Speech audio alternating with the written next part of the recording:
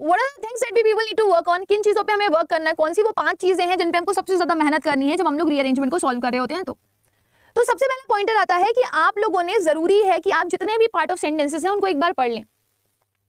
Read all the part of sentences, क्या कह रहे हैं आपको ना, इससे क्या मिल जाएगा, एक आइडिया मिल जाएगा, you will get the idea, you will get the theme, आपको ये समझ में आ जाएगा कि आपका जो रीअरेंजमेंट है वो आपसे कहना क्या चाह रहा है।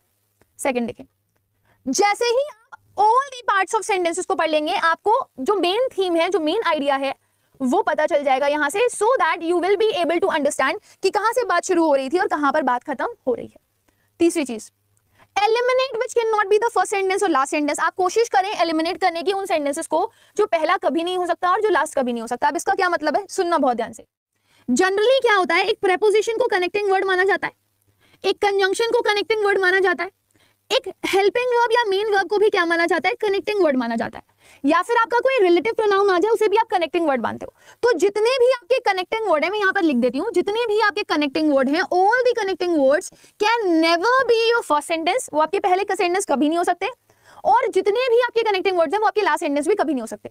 सो आपको क्या ध्यान रखना है, पहला सेंटेंस और लास्ट सेंटेंस आपका कभी भी कोई कनेक्टिंग वर्ड नहीं होगा जो कनेक्शन दिखा रहा होगा, ठीक है, वो किसी और पे डिपेंड नहीं कर रहा होगा, वो इंडिपेंडेंट होगा, खत्म होना चाहिए या तो नाउन से, या तो प्रोनाउन से, या तो एडजेक्टिव से, कनेक्टिंग नहीं होना चाहिए।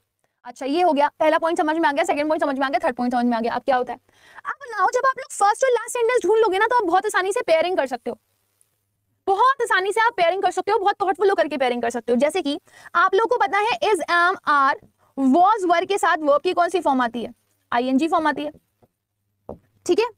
अगर आपका यही सेंटेंस पैसिव में चला जाता है तो वर्ब की थर्ड फॉर्म आ जाती है। हैज, हैव, हैड के साथ भी वर्ब की थर्ड फॉर्म आती है। पैसिव बनाना होता है तो हैज, हैव, हैड के साथ बीन लग जाता है, फिर वर्ब थर्ड फॉर्म बनती है। तो इस तरीके से आपने कनेक्शंस ढूंढने, राइट, तो आपको वहीं से ही पेयरिंग करनी होती है कि कौन सा वाला पेयर किसके साथ कनेक्ट होगा। जैसे अगर मैंने यहाँ पर शुड लिखा है, डियर शुड, तो शुड के साथ कौन सी वर्ड यूज होगी, वॉक, वॉकिंग, वॉक्ड, या फिर वॉक्स, जल्दी से बताओ। So, क्योंकि शुड एक मॉडल ऑक्सिलरी है, ये हमेशा अपने साथ वर्ब की कौन सी फॉर्म लेगा डियर, फर्स्ट फॉर्म लेगा।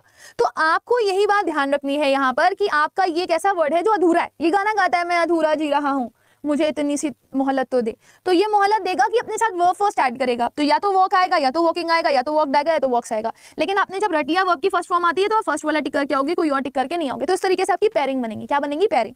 सो इस तरीके से आपको अपने पेयरिंग्स को बहुत थॉटफुली करना होता है। चलो आगे बढ़ते हैं। तो अभी में क्या समझ में आया, हमें पहले रीड करना है सेंटेंस को, हमें एक आइडिया लेना है, फिर एलिमिनेशन करनी है पहले और लास्ट सेंटेंस की, फिर पेयरिंग करनी है थॉटफुली, और उसके बाद आप लोगों ने जब एक पूरा फॉर्मेशन कर लेना है, आपने रीअरेंजमेंट ऑफ सेंटेंसेस का फॉर्मेशन कर लेना है, तो आपको उस सेंटेंस को वापस से पढ़ना है कि कहीं ऐसा तो नहीं है कि मेरा जो सेंटेंस है वो लॉजिकली गलत लग रहा हो। अगर आपको अपना सेंटेंस लॉजिकली गलत लग रहा है तो फिर आप उसको वापस से रीऑर्डर करेंगे। अदरवाइज अगर आपको मीनिंगफुल लग रहा होगा तो फिर आप उसको छोड़ देंगे और वही आपका फॉर्मेशन होगा सेंटेंस का।